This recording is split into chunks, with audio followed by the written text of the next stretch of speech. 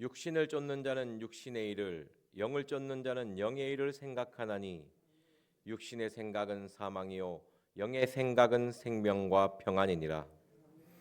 사랑의 하나님, 무엇을 쫓는 삶을 살고 있습니까? 내가 무엇을 하며 즐거워하고 있습니까? 내가 무슨 생각을 하며 살고 있습니까? 사랑의 하나님, 육신의 생각 가운데 육신을 쫓고 육신의 즐거움을 추구하는 어리석은 삶을 용서하여 주시옵시고 이 죄인을 그리스도의 보혈로 깨끗하게 하여 주시옵소서.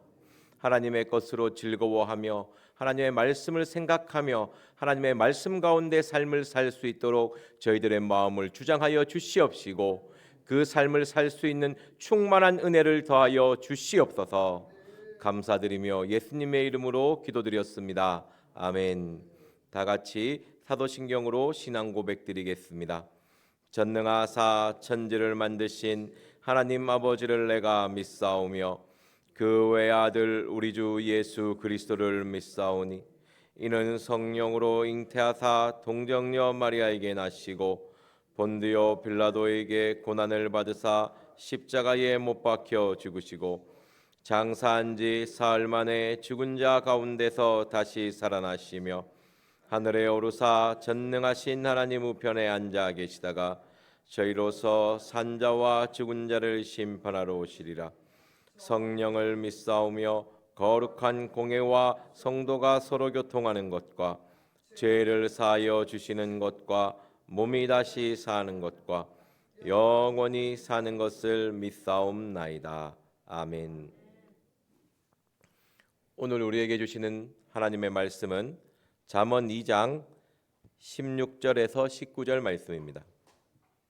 잠언 2장 16절에서 19절 말씀입니다. 구약 성경 912페이지입니다.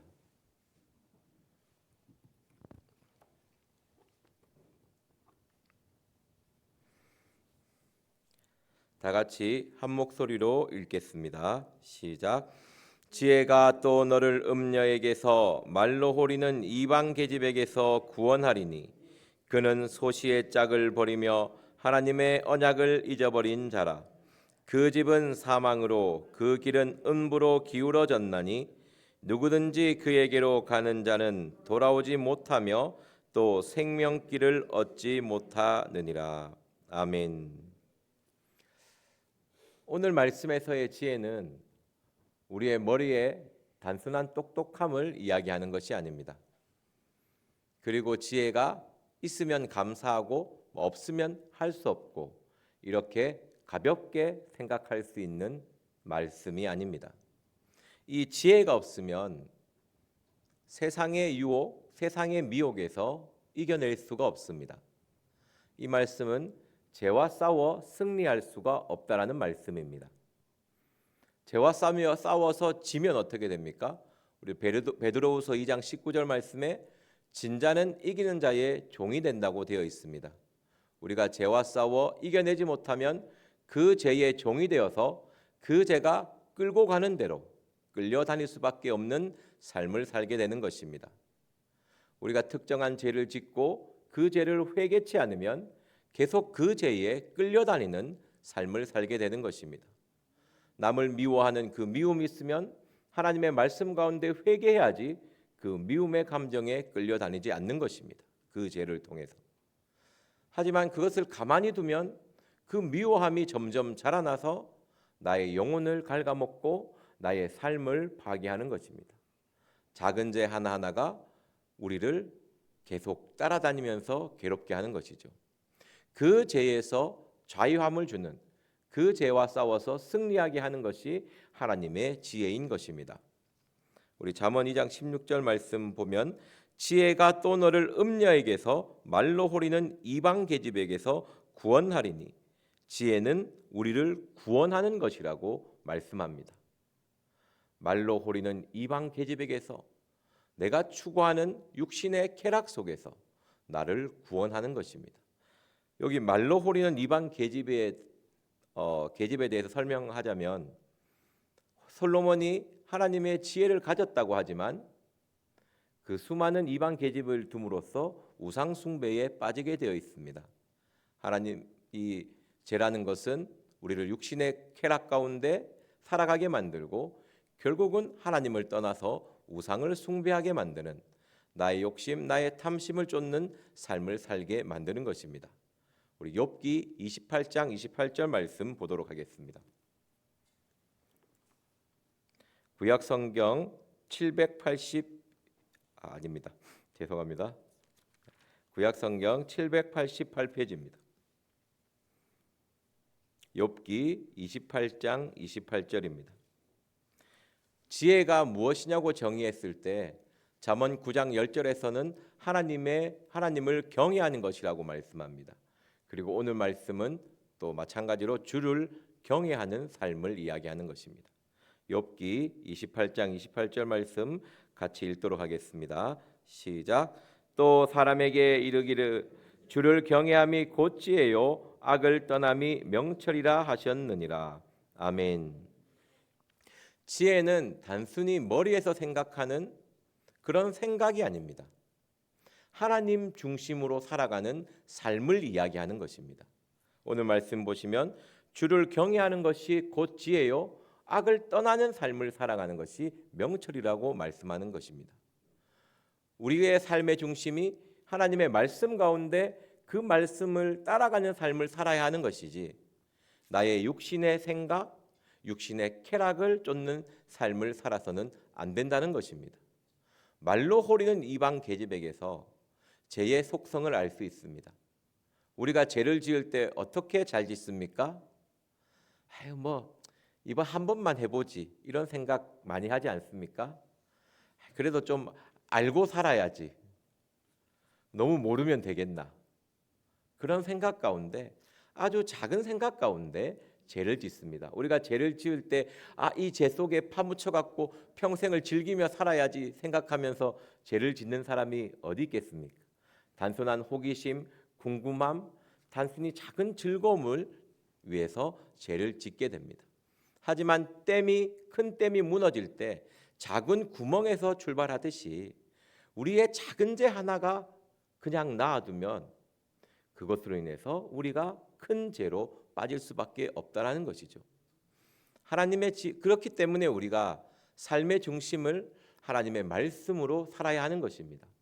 나의 삶의 중심이 하나님의 말씀에 두면 그 작은 죄의 유혹에 넘어갔을지라도 다시 말씀을 통해서 돌아오게 되는 것입니다. 다시 하나님의 중심의 삶으로. 하지만 하나님의 말씀을 통해서 삶을 살아가고 있지 않으면 단순한 생각, 단순한 마음에서 그치게 되면 죄의 유혹에 빠져 있을 때 빨리 돌아올 수 없다라는 것입니다. 다시 본문으로 돌아가겠습니다. 17절 말씀 같이 읽도록 하겠습니다. 시작. 그는 소시의 짝을 버리며 하나님의 언약을 잊어버린 자라. 아멘. 사탄이 우리를 미혹하는 목적이 분명히 있습니다. 사탄이 우리에게 원하는 목적은요, 오늘 말씀을 통해서 보면 하나님과의 관계를 깨트리는 것입니다. 우리가 하나님과의 깊은 교제의 관계에 있어야 되는데 사탄의 목적은 그 관계를 깨트리는 곳에 있는 것입니다. 이 우리가 큰 죄가 두 가지가 나오는데 음란, 육신의 쾌락과 이방 계집에서 그냥 우상 숭배가 있습니다. 그리고 우리의 큰 잘못이 뭐냐면 그는 소시의 짝을 잊어버리며 하나님의 언약을 잊어버리는 것입니다. 우리가 죄를 짓게 되면 결국은 하나님의 말씀을 잊어버리고 하나님과의 관계가 깨어지는 것입니다.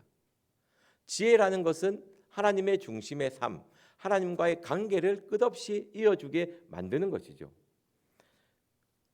이 사탄의 목적은 소시의 짝을 잃어버리며, 여기서 보면 젊었을 때 결혼한 배우자를 이야기합니다.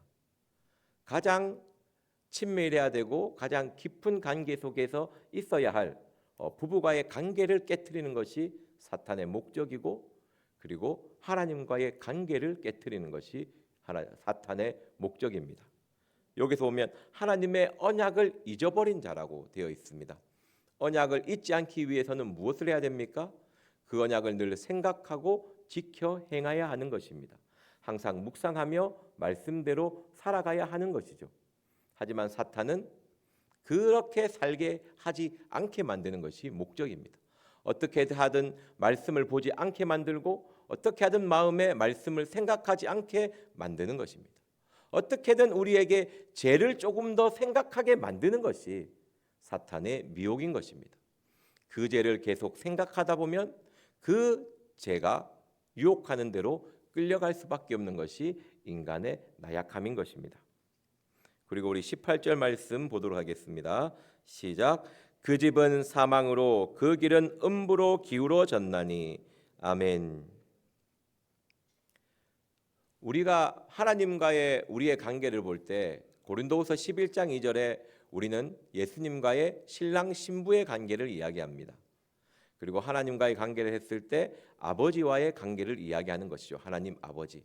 근데 오늘 말씀 18절 말씀에 보면요. 그 집은 사망으로 그 길은 음부로 기울어져 있다고 되어 있습니다. 제가 참 무서운 게 내가 죄를 통하여 무너지게 되면 나 하나의 문제로 끝나지 않습니다. 어떻게 되어 있습니까? 그 집은 사망으로 가게 되어 있다고 되어 있습니다.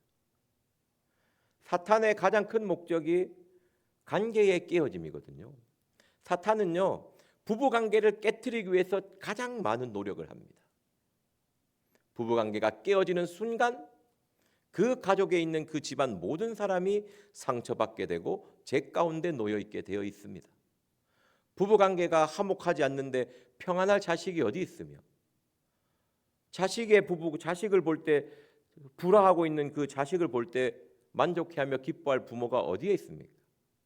부부 관계가 화목하지 않으면 부부 관계가 친밀하지 않으면 그 집은 하나님의 그 사랑 가운데 있는 것이 아니고 사망 가운데 나아가게 되어 있습니다. 죄는 나 하나의 문제로 끝나는 것이 아닙니다. 그냥 내가 단순한 음란이 좋아서 바람피고 즐기고 육신의 쾌락을 쫓고 거기에서 끝나는 게 아니고 나의 모든 가정을 파괴한다는 것이죠. 나의 가족을 사망 가운데 거하게 만드는 것입니다.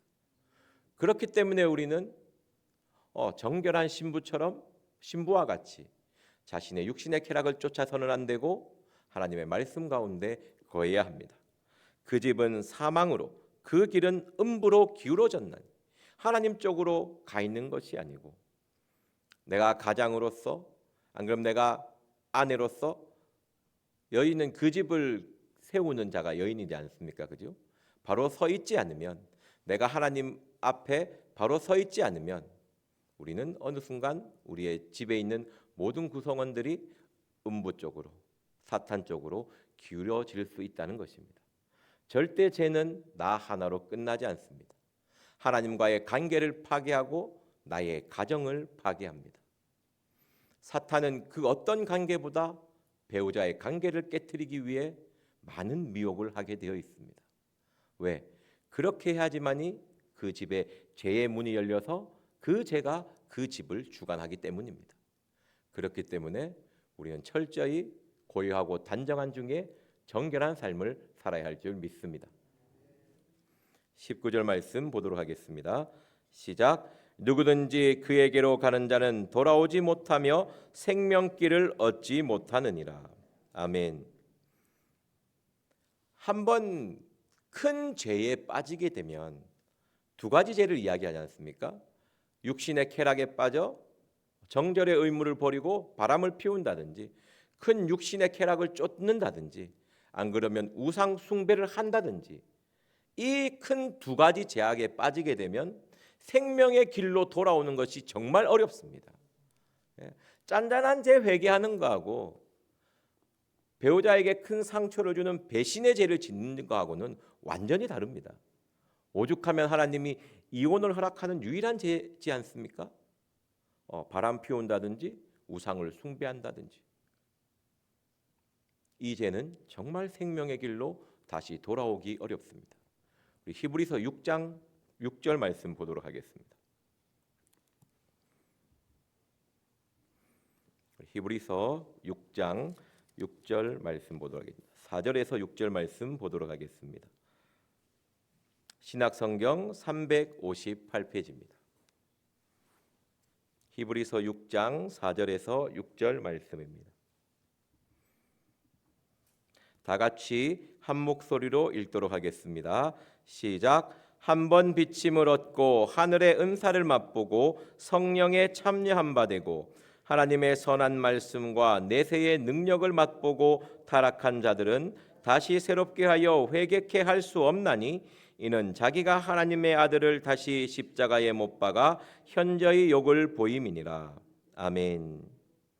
이렇게 짠짠한 작은 죄, 우리가 살아가면서 그런 짓는 자범죄가 아니고 큰 죄를 짓게 되면 하나님 앞에 돌아오는 것이, 다시 그 하나님의 큰 은혜 안에 들어가서 통회하며 회개하는 것이 참 어렵다는 것입니다.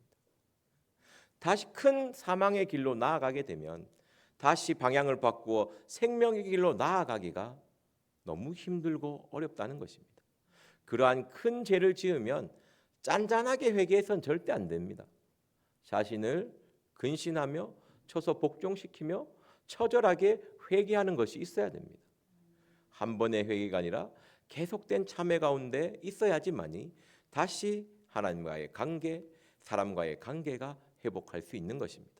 우리 로마서 5장 20절 말씀 보도록 하겠습니다. 로마서 5장 20절입니다.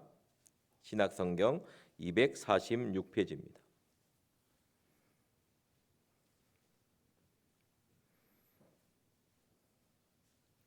로마서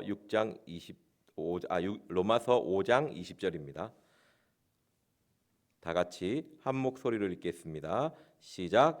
율법이 가입한 것은 범죄를 더하게 하려 함이라. 그러나 죄가 더한 곳에 은혜가 더욱 넘쳤나니. 아멘. 생명의 길로 영원히 돌아갈 수 없는 게 아닙니다. 어떤 죄를 짓든지 그 하나님의 은혜 가운데 하나님께로 돌아갈 수 있는 것입니다. 하지만 돌아가기 위해서는 하나님의 큰 은혜가 필요한 것이죠. 내가 더욱더 하나님 앞에 간절히 나아가는 것이 필요합니다. 큰 죄를 지으면 단순히 그냥 용서해 주세요 이렇게 끝나서는 회복되지 않습니다. 이스라엘 민족이 큰 죄를 지었을 때는 옷을 찢고 금식하며 세상과 절규하며 서서 회개로 나아가는 것처럼 내가 하나님 앞에 큰 범죄를 지었으면 세상과 절교하며 금식하며 정말 처절한 회개가 있어야지만이 다시 하나님과의 관계가 회복되는 것입니다. 다시 한번 하나님의 은혜 가운데 살아갈 수 있게 되는 것입니다.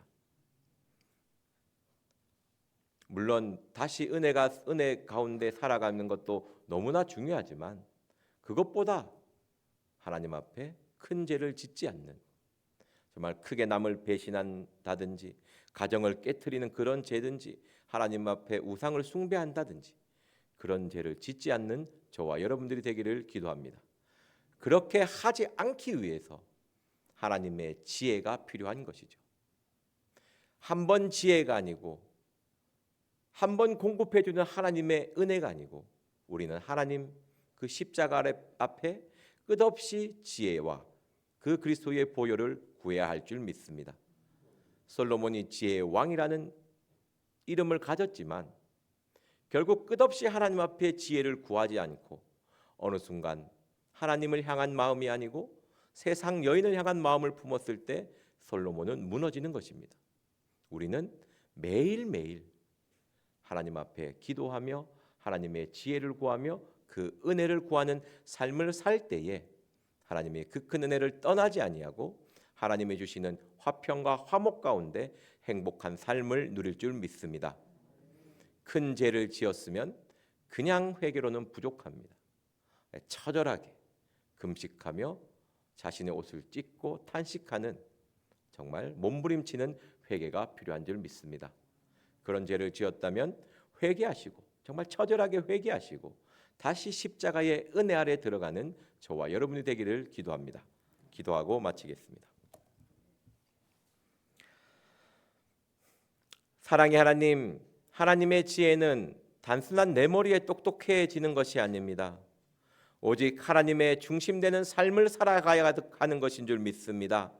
작은 죄의 유혹에 빠져 큰 죄로 나아가는 것이 아니라 작은 죄가 있다면 처절하게 회개하고 다시 하나님 앞에 죄를 짓지 않기 위해 노력하는 자가 되게 하여 주시고, 정말 죄에 민감하여 작은 죄라도 철저히 회개할 수 있는 그리스도의 십자가 보혈 아래 살아갈 수 있는 은혜를 더하여 주시옵소서. 나로서는 죄와 싸워 승리할 수가 없습니다. 오직 십자가의 은혜 아래 있게 하여 주시옵시고 하나님의 놀라우신 큰 은혜 아래 있게 하여 주시옵소서. 오늘 말씀을 기억하시면서 기도하시고 각자 주기도문으로 예배를 마치도록 하겠습니다. 주여 삼창하며 기도하겠습니다. 주여 주여 주여 주여 불쌍히 긍휼히 여겨 주시옵소서. 지혜가 아버지여 내 마음에 들어오며 지식이 내 영혼을 즐겁게 하는 것 같이 내가 무엇을 즐거워하며 무엇을 쫓고 무엇을 생각하고 있으니 늘 죄의 유혹에 빠져 아버지 하나님 앞에 또 아버지여 죄를 짓고 살아갑니다. 하지만 하나님 회개할 수 있는 은혜 아래 있게 하심을 감사합니다. 아버지 회개함으로 아버지 다시 하나님 안에 거하게 하여 주시고 하나님의 은혜 아래 있게 하여 주시옵소서.